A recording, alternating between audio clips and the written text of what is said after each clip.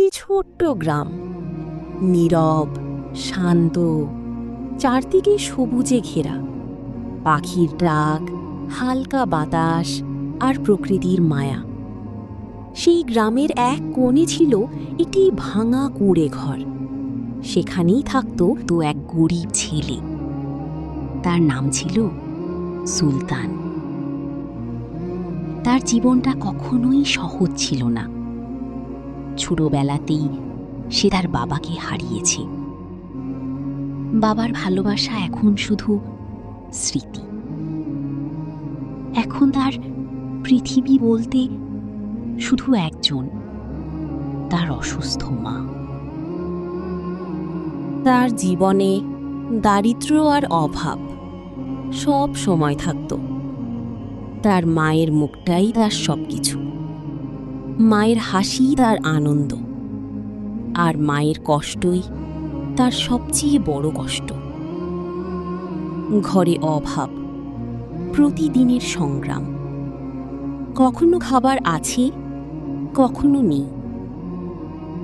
তবু সুলতানের মনে ছিল এক অদ্ভুত শক্তি, আল্লাহর ওপর অটুট ভরসা। সে আকাশের দিকে তাকিয়ে বলতো, হে আল্লাহ, তুমি আছো। আমি জানি তুমি আমাকে কখনো একা ছাড়বে না। সব সময় আমার পাশে থাকবে, ইনশাআল্লাহ। একদিন অভাব সব সীমা ছাড়িয়ে গেল। ঘরে একদম খাবার নেই, চুলা ঠান্ডা, হাঁড়ি খালি। মা দুর্বল কণ্ঠে বললেন, বাবা, খুব ক্ষুধা লাগছে, কিছু খাবার জোগাড় করতে পারবি? সুলতানের চোখে পানি চলে এলো। তবুও সে বলল, মা, চিন্তা করো না, আল্লাহ ব্যবস্থা করবেন। সে বের হয়ে পড়ল। কোনো টাকা নেই, কোনো কাজ নেই, তবুও মনে বিশ্বাস, আল্লাহ আছেন। রাস্তা দিয়ে হাঁটতে হাঁটতে সে দেখল একজন বৃদ্ধ লোক ভারী বোঝা নিয়ে কষ্ট পাচ্ছেন।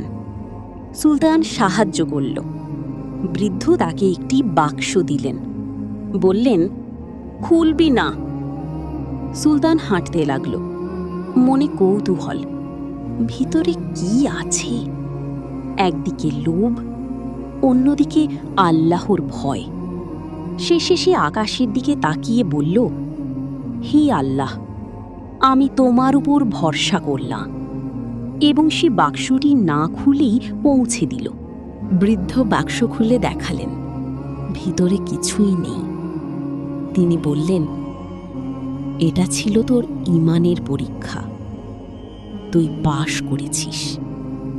তারপর তিনি দিলেন খাবার, কিছু টাকা আর একটি কাজ। সুলতান দৌড়ে বাড়ি ফিরল, মায়ের সামনে খাবার রাখল। মা কেঁদে বললেন, তুই কিভাবে পারলি?